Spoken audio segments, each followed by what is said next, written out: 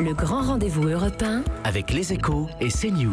Sur la Catalogne qui vous tient, on le sait, très à cœur, 8 ex-ministres catalans sont sous les verrous. Carlos Puigdemont est en fuite à Bruxelles sous le coup d'un mandat d'arrêt européen. C'est tragique, comique. Comment vous jugez cette fuite ?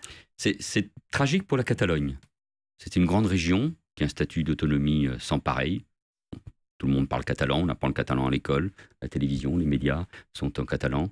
Le statut de la Catalogne est inscrit dans la constitution espagnole, qui est une des plus avancées, une des plus démocratiques, celle de 1978. L'identité catalane, c'est d'être catalan, c'est d'être espagnol et c'est d'être européen. Et ce que les indépendantistes sont en train de réussir, c'est à fracturer cette société, à ce que les entreprises, près de 2000, partent de la Catalogne, alors que la Catalogne représente 20% de la richesse espagnole et que c'est une puissance économique. Et c'est que le vivre ensemble, qui est une caractéristique de Barcelone, que tout le monde connaît, d'une ville-monde, d'une ville ouverte, soit mise en cause. Est-ce que ce sont des prisonniers politiques, comme le dit Gérard Filoche? Est-ce qu'il faut les libérer je ne sais pas de qui vous parlez, mais enfin, ça me rappelle de vieux souvenirs. Mais non, ce ne sont pas des prisonniers.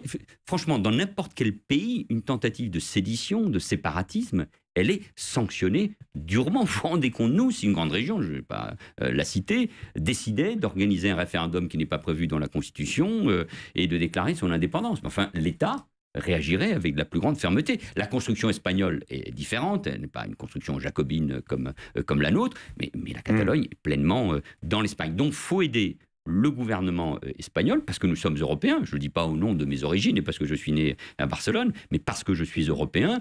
Il y a une interview hier dans le journal El País, éclatante comme d'habitude, de Felipe González, qui sait ce que c'est l'exil, qui sait ce que c'est le combat contre la dictature, qui sait ce que c'est la police franquiste, qui sait ce que c'est le fascisme, qui considère que cette échappée en Belgique est ridicule, mais qui est particulièrement sévère, et qui approuve d'ailleurs les décisions d'une juge.